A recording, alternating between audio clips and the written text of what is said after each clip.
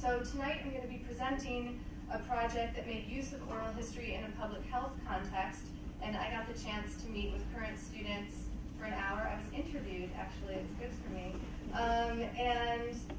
We talked a little bit, well, they told me about their interest in using oral history in a public health context.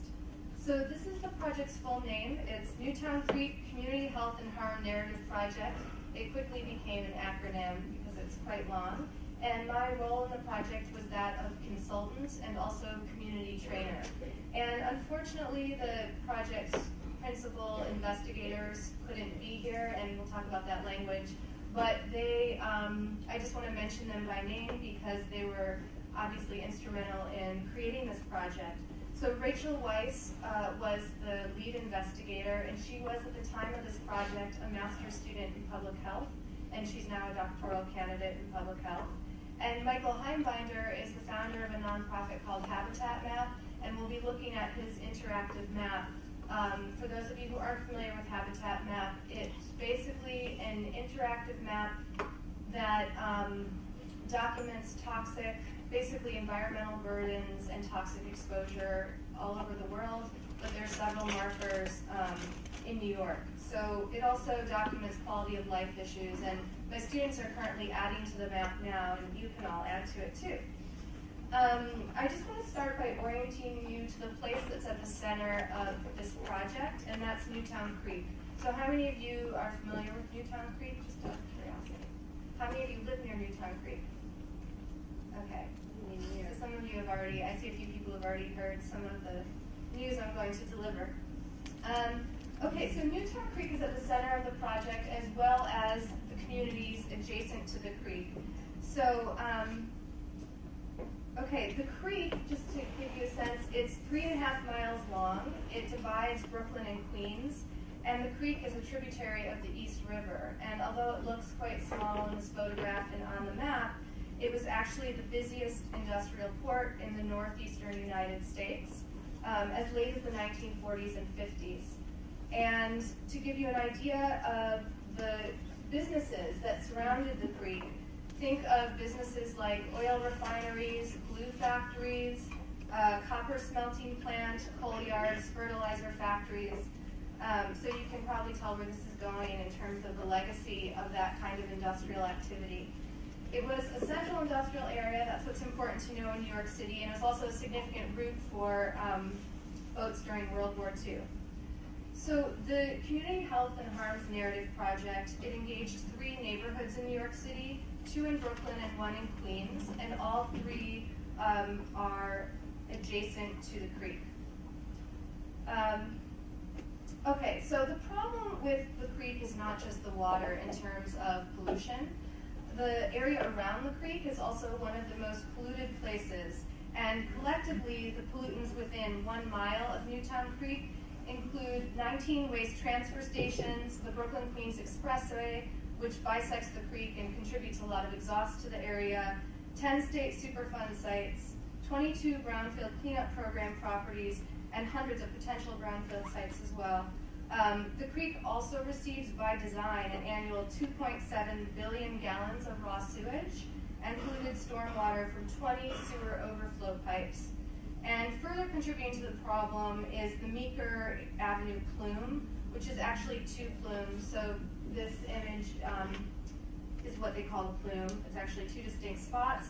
And this plume resulted from years of improperly dumped dry cleaning chemicals, and also a former incinerator, which you'll hear about tonight. So what's interesting about the plumes, this is just all background for what we're going to talk about. These plumes were discovered by accident when investigating the most infamous contributor to the community's public health problems, which is the oil spill. So many of you may have heard of the oil spill. The spill occurred in the 1950s, although it wasn't one event. It was a sequence of leaks and spills. And originally the spill was deemed 17 million gallon spill, but it was actually reassessed as 30 million gallons, which, to give you some perspective, that's 3 times larger than Exxon Valdez, which we hear about a lot and heard about a lot. And now that that oil is seeping underground. So the original spill was spotted in 1978, despite the fact that this occurred in 1950. In 1978, it was spotted by the Coast Guard in a helicopter, and they were just patrolling. But nothing significant was done until 1990, and even then, it took a long time. So I referenced black mayonnaise, I think, in my first slide. That was the name of the presentation. And black mayonnaise, just to give you a visual, it's what people call the kind of black slime that's at the bottom of the creek, but sometimes washes up and it looks like black mayonnaise. Okay, so here are the three neighborhoods: East Williamsburg, Maspeth, and Greenpoint.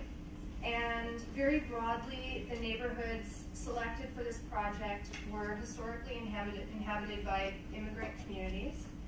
And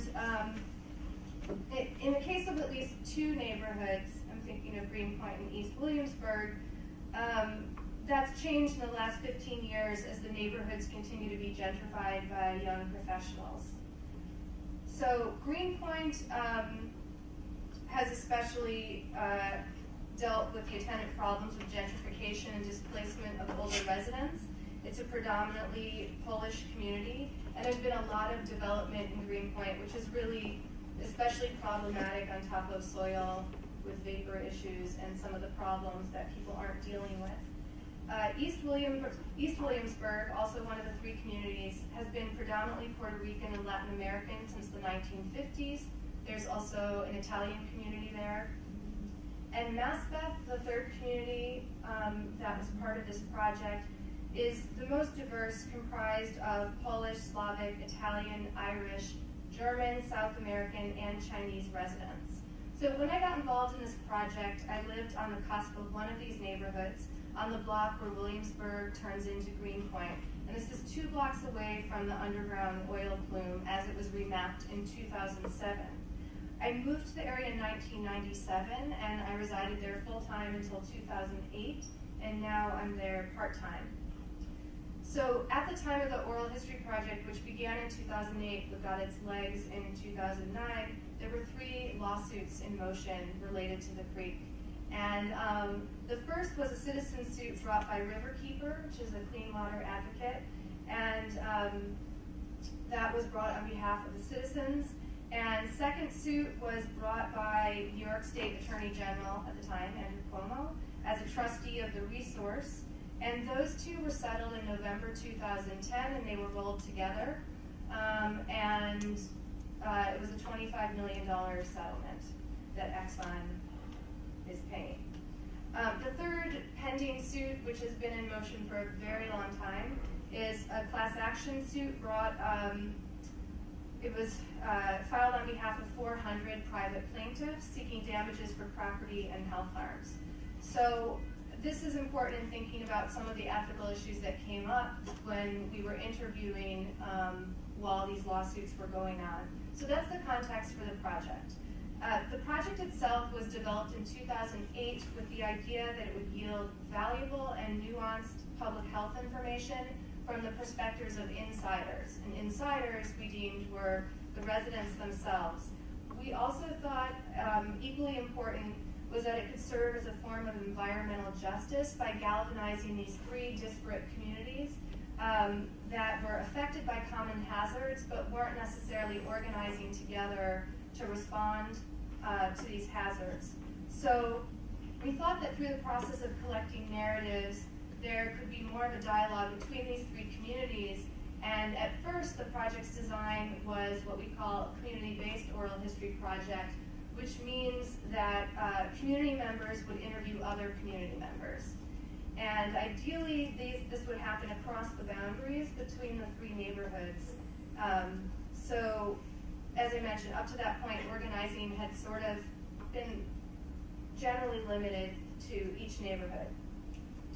The deliverables proposed, is that feedback? Yeah, a little feedback. Yeah, I don't know if it's when I get, I'm not sure what it is. If it gets loud back there. Does that help? Okay. Oh, So do you need that sound? I don't need it. the deliverables proposed for this specific project were threefold. We hoped to collect 50 narratives or interviews. We wanted to complete a public health report and recommendation that would be based on a thematic analysis of the interviews. So how many times in all of these interviews do people say they smell something particular on Wednesdays? What kinds of patterns emerge across the interviews? And lastly, an interactive map that paired audio bites from the narratives with the location of these experiences discussed in the interviews, and also narrators' homes, if they were speaking about their homes, only if they were willing to identify the location. So the interactive map I just mentioned, that's a habitat map, which we'll take a look at. In terms of funding, the project was funded with a combination of startup funds from the Newtown Creek Alliance, which is a community action group, very well organized, and they offered $6,000 as seed money for this project. And Newtown Creek Alliance has a complex mission to organize citizens, remediate the creek, and offer educational opportunities for people to engage with the creek and spend time near it. And the other part of the funding came from the Department of Environmental Protection in the form of an environmental justice important. People who are here in these communities every day, they know what they see, smell, and hear, as opposed to someone who comes in for an hour, parachutes in from the organization and says it all looks fine to me. So our parameters were that the interviews would be conducted by long-term residents, and that was defined as anyone who's lived in one of the communities for 10 years. And interviewees would be community members who had also resided in one of the neighborhoods for 10 years. So we hoped that a core group of community members would constitute a research team and kind of take the leadership of the project. So this is just to give you examples of the kinds of questions that we were asking. Those of you who are studying oral history will recognize that many of these are open-ended. And the core of the interview covered a life history, so we could get some understanding of who this narrator was. And they were also asked to tell us if they were aware of any environmental burdens in the neighborhood. And some said yes and some said no. And then if they answered yes, I am aware, and they began to tell some stories about things they are aware of, things they experienced, or things they heard. They were asked to consider any connections between the environment and their health. Again, some people saw pollution but didn't relate it to their health problems. Some people saw no pollution. Some people felt there was a very clear connection between the environmental burdens and their health problems. So all interviews were considered valuable. We weren't looking for evidence of one kind. We were interested in finding out not only what people believed was going on, but also how they were sharing information. So if we could find out what their sources were, if they heard this story, who did they hear it from, where did they read it, then in terms of environmental justice, when you go to disseminate information, you have some sense of what the network is and where people get their information from. So that was important.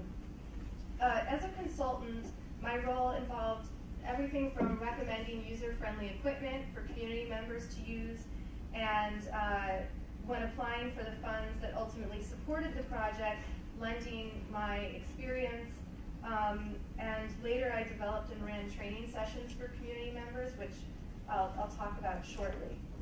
I also consulted on areas of inquiry, so we talked a little bit when I met with the students at 5 about collaborating with people from other fields, and it's very challenging and exciting, and this kind of interview style is different than Rachel's interviews that she often does in a public health context. So trying to introduce open-ended questions and trying to convert my collaborators to this approach was part of the conversation we had, but they were fully on board. And so we looked at what we called the practice script together. And then at the very end of the project, unofficially, I interviewed Rachael just to debrief about the project and to start thinking about the issues we're going to be talking about tonight. So now what I want to do is get to the map and play some of the audio so you can have some experience of the project. And this is a screenshot of Habitat Map. We're not online, so I hope you'll go online so you can actually play with the map. It is interactive, and I wanted to just explain how it works. So they look purple there, but the blue markers are places that are mentioned in the narratives, or places that are significant in industrial history of these communities, and the orange markers indicate narrators. So some narrators gave their address and wanted to speak specifically about the issues in their homes, and others, for reasons we'll discuss, did not want to identify the location of their homes either for privacy or for concerns about the repercussions. So people had some choice in how specifically they wanted to mark themselves geographically. So this map, as I mentioned, it charts toxic exposures and quality of life issues. So right now the markers we're looking at relate to our project, but you can also access other maps at Habitat Map, which documents everything from bed bugs to sewage treatment plants to noisy and quiet places in New York. So this map is always expanding. My students are currently adding interviews related to Hurricane Sandy, so you can add audio and things related to environmental concerns you have in your neighborhood.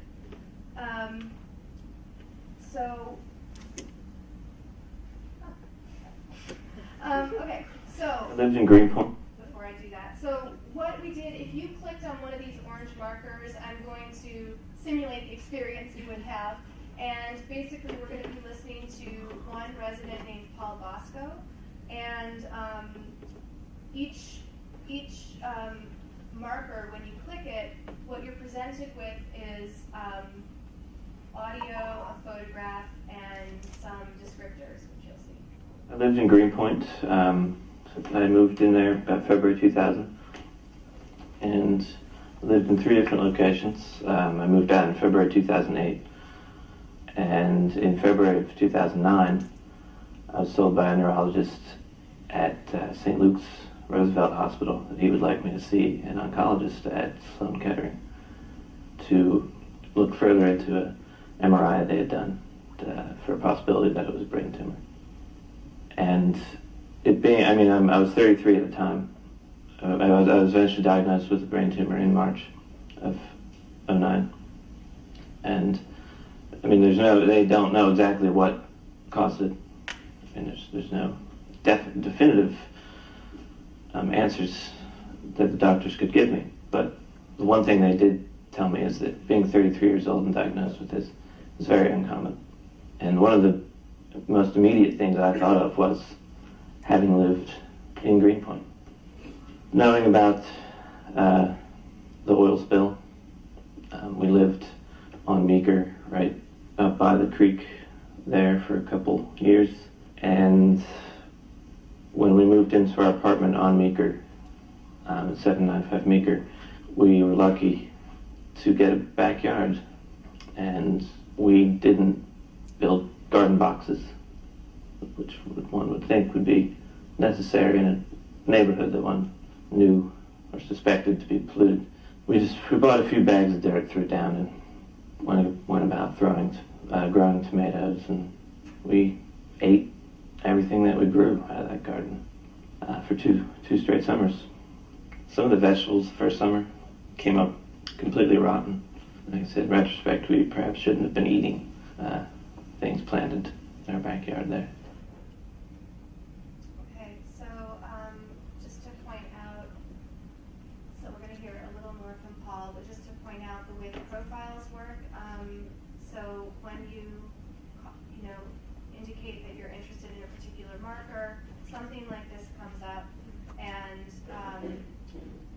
the whole point of this project is to give narrators choices. So not everyone chose to represent themselves this way, but we did encourage people to talk about things they loved about the community as well as things they didn't love, because we didn't want to pathologize. Only people needed an opportunity to discuss positive things as well in the community, so that was a built-in part of the project. So he didn't get into things he loved necessarily, but other people did, and there was space for that. And people were also asked to define their community, so sometimes that appeared as part of the profile too. So we're going to hear another clip from Paul. I've never done any, real thorough research because, I guess I was living in Greenpoint. I didn't want to scare myself too badly. So I do remember in 2004 when we moved to Meeker Avenue and got a backyard. When I was hoeing up the backyard, I do remember a couple times making jokes about the Beverly Hillbillies, about how we struck oil when I dug down a few feet. So it was something to joke about versus being scared of. I mean, knowing it's down there. I remember looking at the maps. Whenever I've read about it or seen mentions of it, there was always maps and updated maps of the streets. And I would always look at those maps and compare them to my extra maps and see how close, or if I did indeed live above the blobs that were on the maps. And when I lived just outside of those blobs, I then wondered if one could even trust a map of an underground oil spill. I've seen little snippets of it in the news, just a little article here and there, when it seems like it should be, on the front page of the New York Times for an entire week or something. There should be, and everyone in the city should know what is underneath the ground in Greenpoint, who did it, and when, and where. So one thing I should say on the subject of who did it, it's very hard to say who did it because Standard Oil, which is one of the parties held responsible, is no longer Standard Oil. So oil companies, if you know anything about the way they fracture and sell, it's hard to figure out what identity Standard Oil, who it's been inherited by. So Exxon was one of the parties held responsible, but there are many other oil companies that were involved in this. So that's part of the frustration. Next, we're going to hear from Laura Hoffman, and Laura Hoffman is a long-time resident of Greenpoint, and her parents grew up there. She grew up there. She has 6 children who grew up there, and you'll hear her talk about her health, but she's an activist with a lot of health problems, and she actually organized something called Outrage, which stands for Organizations United for Trash Reduction and Garbage Equity, and she's a real community activist and was very instrumental in connecting the project to narrators. People really trusted her. So this is Laura Hoffman's profile. My first apartment was toward the corner of McGinnis Boulevard near the bridge, and we were on the ground floor and we had access to the yard. Well, I used that garden. We cleaned it up immaculately, and we uncovered what looked like flower beds from many years ago, and all of these like lilies of the valley and stuff that had been planted there started coming up again. And we had a wonderful vegetable garden. I made pots of tomato sauce and all kinds of stuff for my kids, not knowing what was in that soil. We used to get, a lot of times in the morning, there was a funny ash on top of the tomatoes. And, back then, like I said, I was in my 20s, I was kind of naive. I used to just take the hose, spray it off. We picked the tomatoes, crushed them up, made tomato sauce for our family. A couple of years later, after we had moved up on the corner of DuPont Street at Manhattan Avenue, I learned from being on the 5th floor and seeing the puffs of smoke that was actually incinerator ash. Many years after that, I learned that incinerator ash was packed with dioxins and stuff that never leave the soil. And thinking back, I was serving my family loads of dioxin-filled tomatoes.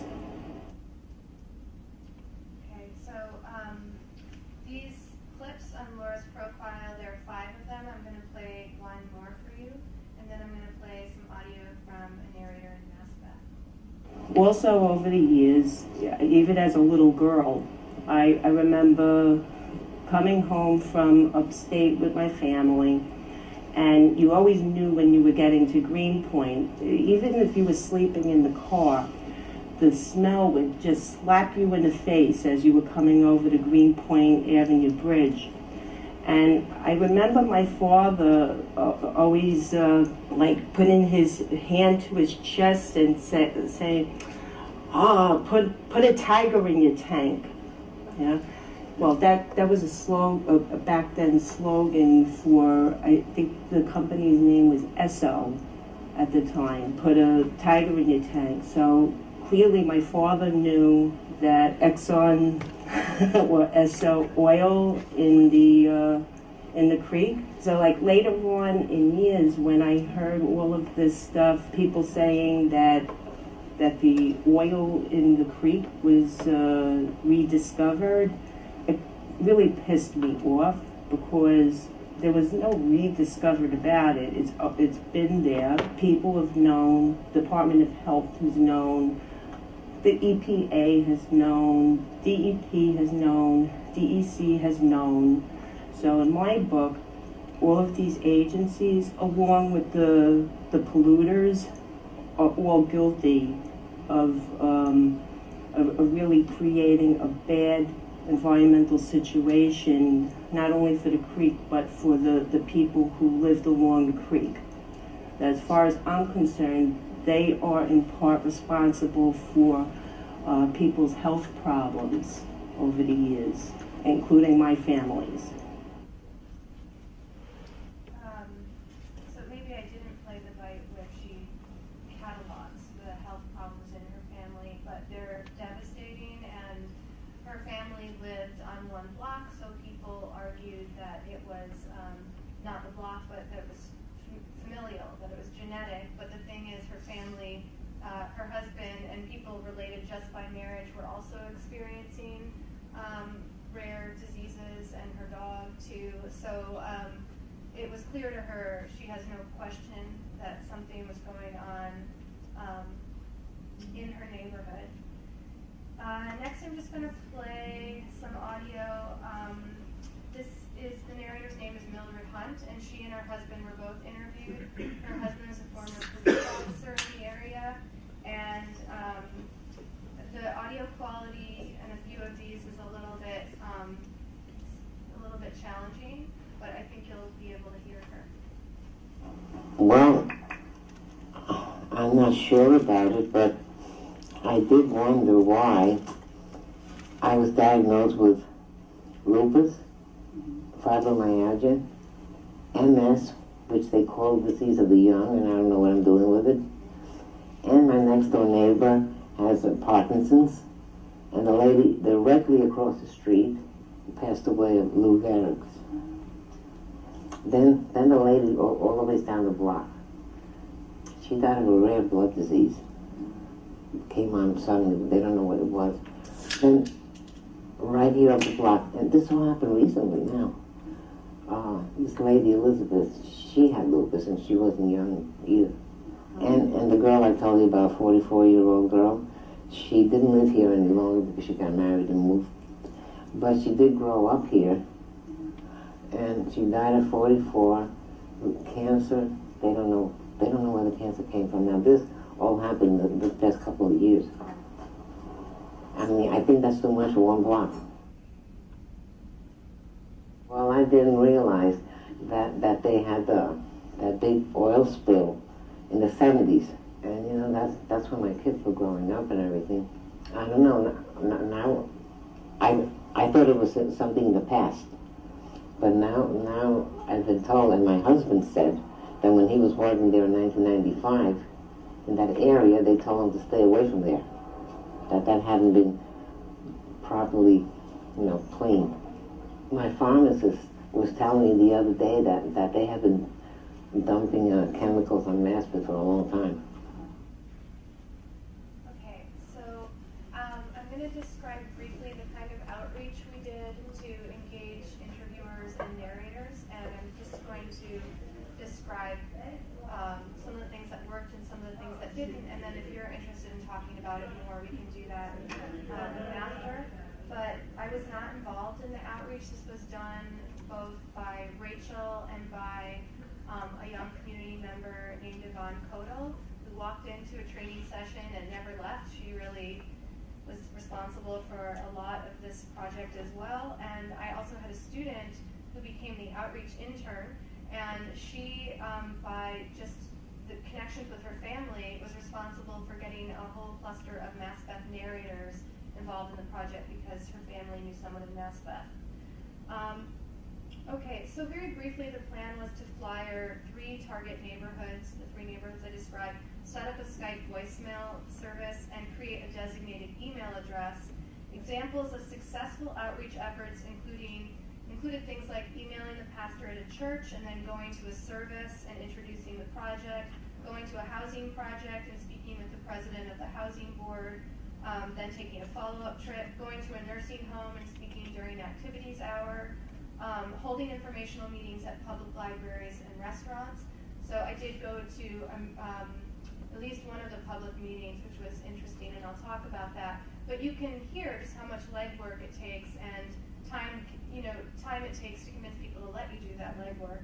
And less successful outreach efforts included attempts to engage Polish residents in Greenpoint, although Yvonne translated all the media and all the flyers into Polish for the Polish Weekly and the Polish radio show. We did not get Polish narrators involved in the project. Community board meetings also yielded no results. Street festivals were not successful. Rotary meetings in Mass Beth, not successful. PTA meetings, no. Parochial schools. And then one persistent effort, the Swinging 60s Center, if you know that place, that was thwarted because of liability concerns. So it's a senior center, and the center was worried about having people on tape or the internet. So a request to present was denied there. Ultimately, 8 people signed up for a training session held at the Green Oak Citizens Club, and I included this photograph just to show you this place has not changed at all. I mean, you should see the inside. Has anyone been there? Okay.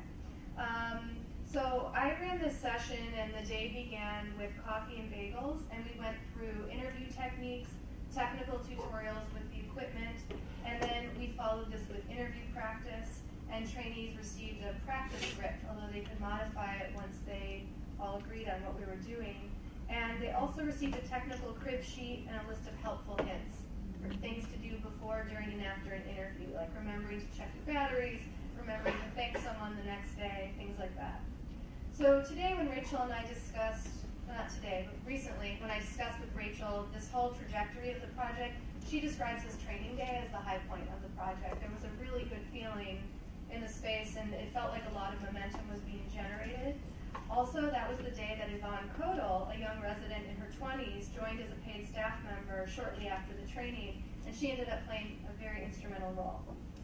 So now I think you have a sense of the plan for the project, and I'm going to tell you what actually happened, which is different. It's always different. So in the end, the project is comprised of 21 narratives instead of 50 that we hoped for. And the other major deviation from the project's design was that almost all of these interviews were conducted by Yvonne Kodal, who was a community member, but she hadn't lived there 10 years, and it deviated from the design of it being a community-based project. So we were based in the community, but it didn't sort of follow the definition of what a community-based project is, where any interviewer could be an interviewee and vice versa. So the most obvious problem with the project was just this discrepancy between the design and the realized project. And then there were some other problems that really interest me and still interest me, so I just want to share those with you. So one meeting I attended at the Greenpoint Public Library was packed with local residents. This was also another early sign that people were really excited and angry, and just that they were going to be involved. And this is where I first observed some problems. So several residents feared that the neighborhood would be negatively portrayed in this kind of project, and I think this was a very valid concern. They were worried that their property values would go down. some of the concerned residents didn't believe there was a connection between the environmental issues in the neighborhood and people's health problems. And so they didn't want this narrative to be disseminated. Some residents did believe that there was a connection, but they felt they'd be further victimized if their property was devalued, with the possibility of no gain for them. They didn't think we were in a position to offer remediation, even if indirectly that's what we hoped for. So it was interesting because I'd say this group also didn't necessarily value the narrative approach as effective in terms of policy or change, which is a fair, it's okay to be suspect of this approach. And that's one thing you're dealing with if you're using this approach. People don't see it as a direct they don't necessarily see it as a means to an end. So they have to be engaged in the process, even though you can't necessarily promise something like remediation. Okay, and then one unexpected problem occurred at the training session. So this session that I mentioned, we gathered 8 people, we're sitting eating bagels, we're getting ready to practice interviewing each other. And I was talking about open-ended questions and how I guess the example was, do you see any connection between your neighborhood and your health? That was the question we were practicing with. And Laura Hoffman, you heard from her, she was at the training session, as was her husband, and both the Hoffmans are longtime residents, and they're in their 50s. And when I proposed this question, do you see any connection between your neighborhood and your health? I'll never forget this. Mr. Hoffman exploded, "Oh, I know what the problem is, and I'm going to tell them." So he had very strong thoughts and feelings, and he was ready to tell his story, but he wanted to be an interviewer too. So this was a really interesting problem because I don't think I anticipated, at least, maybe Rachel and Michael did, that we'd be negotiating the pain of participants at the training session, that we would really be dealing with their pain that day. We thought we were all rolling up our sleeves, and this unique relationship of being an insider interviewer brings special problems. So I wondered, how could we ask the Hoffmans to suppress their knowledge of what was going on in the community, which was accumulated from years of personal experience and refuted by all of these so-called experts that had come into their neighborhoods. So at this point, it felt that all the Hoffmans had was their certitude to keep them from going insane, and we were basically asking them to feign a particular brand of neutrality. And in essence, we were temporarily silencing the people we hoped to give voice to. So I thought that was a really interesting problem. And an unexpected conflict. So we opened this up to the group. There were about 10 or 11 of us in the room. Well, what do we do? Mr. Hoffman feels really strongly. He wants to tell everyone what the problem is, but how are we going to gather people's feelings about what they think the problems are? So we went back and forth, and we came up to a particular solution, or at least a rationale, to offer to discuss off-tape your thoughts and feelings after generously listening to the interviewee. And that's kind of how we framed it, that it was a generosity we were extending. And we proposed this with the idea that we want to authentically record residents' own thoughts, including misinformation. So we didn't want Mr. Hoffman to correct anyone. We wanted to collect misinformation. We wanted to collect this moment in time, what people thought was happening, even if the interviewer deemed these narratives incorrect. So Mr. Hoffman agreed reluctantly, but he did not do any interviews. That said, both of the Hoffmans stepped up to make many introductions to interviewees. Okay, third problem, fear of the internet. So the internet, including Habitat Map, didn't really serve as an adequate form of reciprocity for seniors. Now, I'm not saying that all seniors don't use the internet. My sister's here and our grandmother learned to email. And so it can be, maybe some people are very comfortable with the internet, but it shouldn't be assumed that they are. And also the internet really scares older residents in terms of their private information. Some of them just didn't know how it worked and what it meant. So this was particularly an issue at the Swinging 60s Center, as I mentioned. Journalists looking for interviewees after listening to their bites. So Rachael was hounded by journalists after the map was released. I'm going to talk about the timing. There was some attention and buzz about the map and the project. And after hearing these narratives, then it was like handing journalists accidentally the people for their pull quotes, for their articles, and then they wanted to find these people. And we hadn't really thought about that with the narrators. Like, you might be bothered a lot now. Journalists might call you a lot. Do you want to be a spokesperson?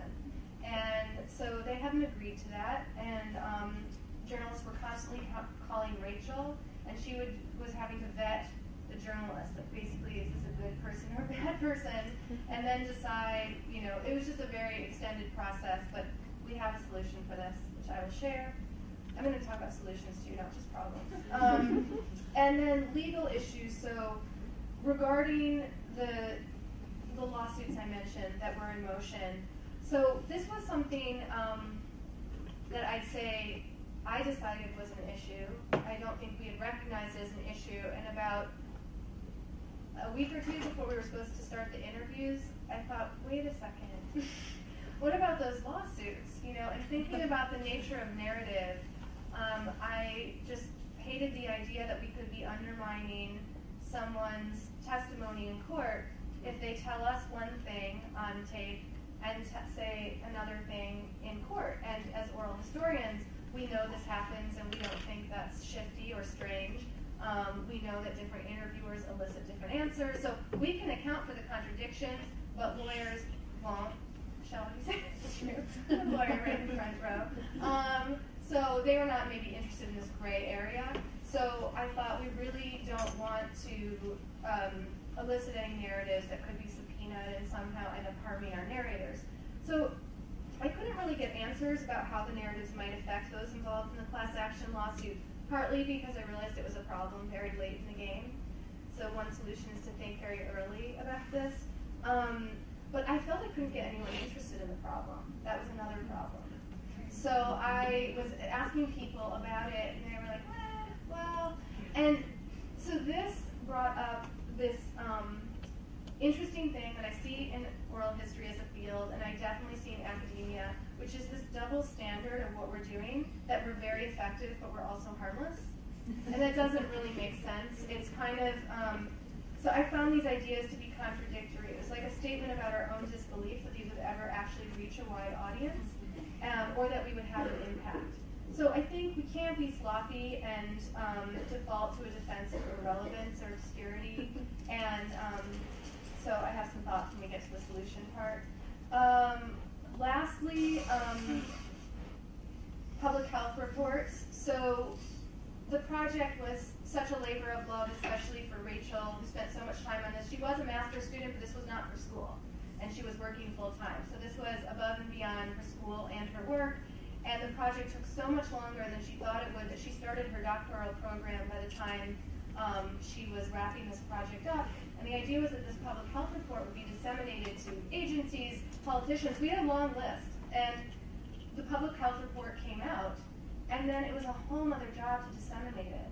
So after it was sent to the obvious politicians and the obvious community members, then it was just sitting in her house. And it's so depressing to think about. And I didn't get to Brooklyn today, but I was hoping to bring them with me, because we want these to be out, but it sounds so easy, but you don't hand them out like, you know, you can't just like hand them out like a free yogurt sample on the street. You know, you want to be a little bit thinking about who will be interested in this. So the public health reports are sitting there, and if any of you are interested in them, maybe I can get some up to Columbia or some other central location, because I know Rachael would be thrilled. Okay, the last problem before we get to solutions and recommendations. The last problem is something that Rachael and I are still figuring out, which is our position relative to the subject of the neighborhood. So I mentioned Rachael and I both live in the neighborhood, and Michael Heimbinder has been very active in the Newtown Creek Alliance, but doesn't live in the neighborhood. But the stories told, even at the informational meetings, really upset people. Laura Hoffman's an extremely articulate narrator, and her story is devastating. And I did have a student who didn't continue with the project. After going to one of those meetings, she went home and sobbed, and she lived in the neighborhood, and really, it was hard to deal with. And Rachael and I had an interesting conversation at the project's end about how we dealt with it, which was basically remembering and forgetting. And this is something that probably people in the room who live in the area do, and so I wanted to ask Rachael about her position relative to this project. So this is an interview I did with her, not as part of the project, as part of my thinking about the project. I don't think I allow myself to think about it very much. The only time is when it hits me in the face, which is on a particular intersection walking back from the subway to my new apartment on Manhattan in East Williamsburg. And this one intersection, there's the worst smell. And it's not necessarily sewer, but it's sewer mixed with something else. And it's really bad, particularly in the summer. And every time I smell it, I'm like, kind of makes me think there's something going on. But then I walk away and my block smells great. So I'm okay with that again. And I don't have that. It's a residential area. I'm not near the industrial zone. So I feel that where I live is okay. As an outsider, it gives you, I'm both an outsider and an insider. That's what it is.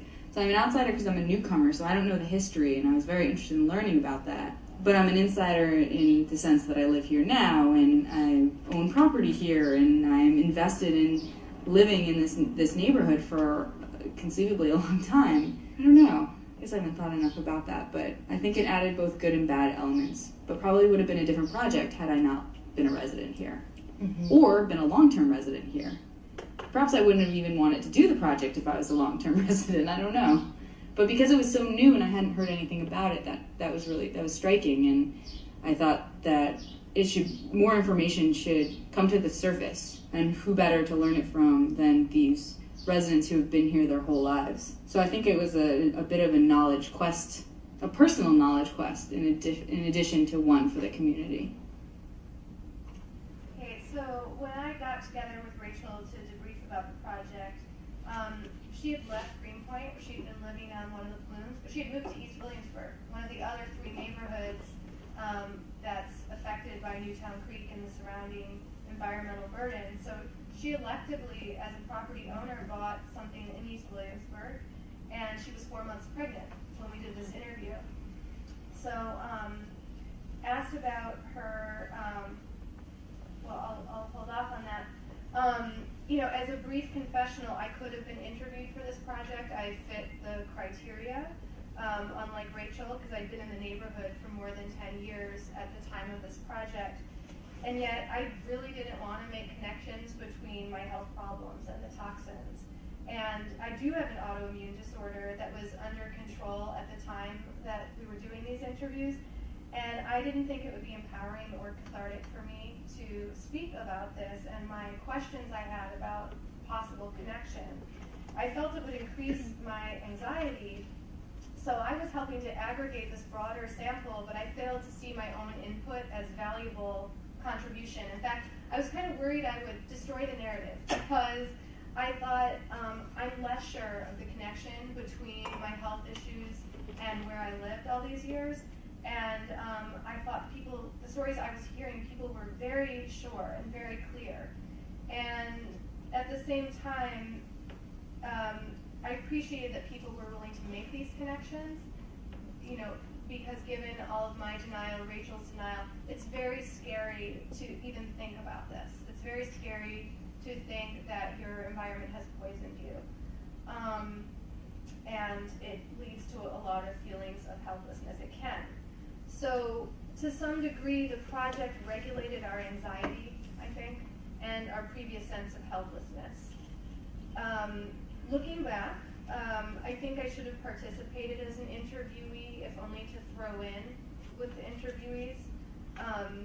And Rachael and I discussed bias and neutrality, and the fact that all 3 of us thought there was definitely something going on, and that the problems were definitely causing the health problems. So how did that affect the interviews and the way we drove the project? I definitely had an opinion on all these matters. My undergrad was in environmental health, So I had studied environmental justice and toxic pollutants and all that stuff, and I knew there was a lot going on, and there was a power dynamic in the neighborhood with the experts in the state regulatory and city regulatory agencies versus the community members, you know, the lay people. And so I definitely had a bit of an agenda, and that's going to show through, I'm sure. How can that not impact a project? But at the same time, trying to understand more about the context of the community and not just the problems in the community was a way, I think, of getting a more holistic picture.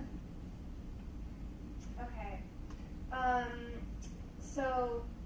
Okay, now we're going to get to solutions or recommendations. So for those of you who are looking to use this as a model or just use oral history in a public health context, I hope that some of these recommendations and our wistful, you know, things we wish we had done will be helpful to you. Okay, so conducting a needs assessment early on in the process. This was Rachel's idea that she thinks, looking back, that even signing contracts with community partners would be a good idea, so we can find out very early on, how can you help with this project? How many hours do you have? What kind of jobs would you be interested in taking on? And this was especially an issue when it came time to disseminating the reports. It had been very ambiguous who was going to do that, so Rachael thought Newtown Creek Alliance was going to do that. They didn't think they were going to do that. So who is going to help you do what? What is available to you? The timing of the training is important. So if we had conducted the training later, people were ready to go. After the training, I feel like if they had had an interview scheduled 2 days later, the project would have gone off with its original design.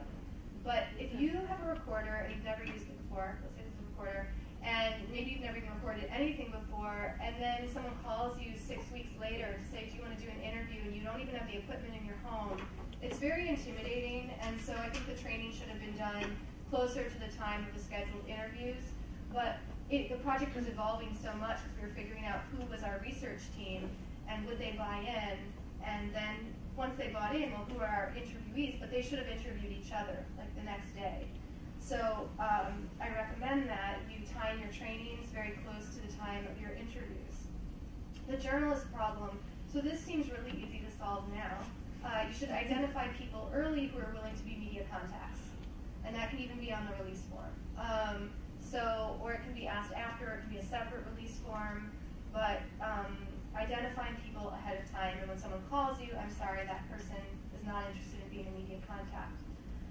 Outreach. So outreach should be assigned the most time, effort, and budget. It's the foundation of your project, and it's more important to compensate people who have doors shut in their faces than people who added audio, purely because of the risk involved. So next, stopping to reflect on successes and to rework your project design. You might think you're doing this for those of you involved in projects, but you might not be, because I think that some conversations you talk about stuff that's going well, stuff that's not going well, but often the conversation turns to stuff that's not going well. Setting aside a separate conversation where you only talk about what's going well, it's not just a morale boost, which it is, but it also helps you play to the project's strengths, which you're burying by always talking about the problems.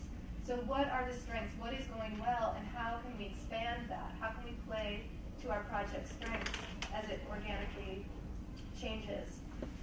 Lastly, legal. So we decided not to interview anyone involved in the class action lawsuit because we could not get satisfactory answers. And I wasn't satisfied with the solution because I thought it was the best one given that we couldn't get answers. But more recently, an environmental lawyer at the Newtown Creek Alliance let me know that law firms are interested in pro bono work, especially this kind where they won't have to go to court. And she felt that counseling on these kinds of issues might be appealing to them. So she promised to put me in touch with a few people. So knowing that's a possibility might help you. Outcomes of the project, both the map and the report were made available in September 2010, which was timed to be released simultaneously to coincide with the announcement that Newtown Creek was finally designated a superfed site. So once that happened, people were suddenly researching Newtown Creek. It was in the New York Times. It was everywhere. So the idea was that it would generate some buzz and people would find this map. The particular group of narratives were given the name Creek Speak because we had to name our map on Habitat Map, and a logo was designed. 2 months later, 2 of the lawsuits were settled, and the last I knew, the third was pending in discovery. So a lot happened in 3 months after years of stasis. So for me, the project is an example of investigators working across several fields and bringing together the language, method, and resources of various fields, and including this emergent possibility of mapping, which I think is of increasing interest to oral historians.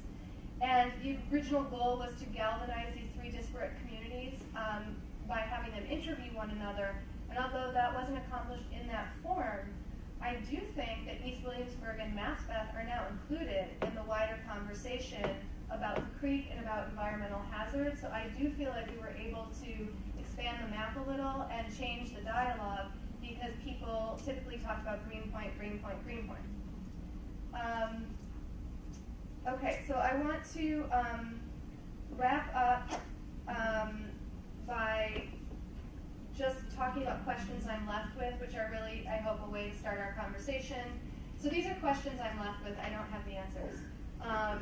So when you're starting a community conversation, how can you build a flexible project so it can continue to grow without its original leadership? So by the time Rachael needs to move on, or I need to move on, what do people that still want to talk? What if they call next week? Who is there to listen to them, to add their voices to the project?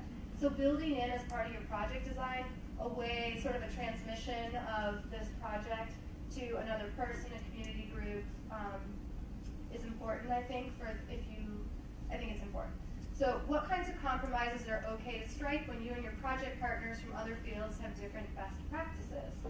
So for example, I don't use a script, ever, when I'm interviewing and doing a strictly oral history interview. But this went through an IRB at Hunter, and Rachael had to hand them a script, and the script had to be approved. So what do you do when you're each adhering to your best practices, but they don't overlap perfectly? And that's been a really interesting challenge as I continue to work with other kinds of organizations and institutions, whether it's museums or a project like this. So this is something that comes up a lot. As an oral historian, how can you serve as a project partner but not feel like a house guest in someone else's home if embedded in another field or institution? So oral history is sometimes considered a subset of a project because it's a methodology. People don't realize it's a field. And oral history is considered a means to an end. So it kind of gets rolled in sometimes if you're working with project partners in, say, public health. You're a helping hand, but how can you assert oral history values and oral history characteristics? And earlier tonight, with students, we were talking about the ethical practices of oral history. So how can we help and imbue these other fields with more ethical considerations? Lastly, this isn't on the slide. How can we be protective without being so cautious that we eliminate the risk but also the gain? So those of you who are working on difficult projects with either unloved narrators or narrators who people think it's unethical to interview, this question is really important. So of course we want to do no harm, but we also don't want to ignore entire populations because it's hard to figure out how to interview them, especially children and minors. I think yes, there are complicated issues, but we need to hear from people under 18, right? So a lot of people, this is something I'm really interested in. How can we be protective without being too cautious and kind of silencing entire groups of people? So I'm going to stop there.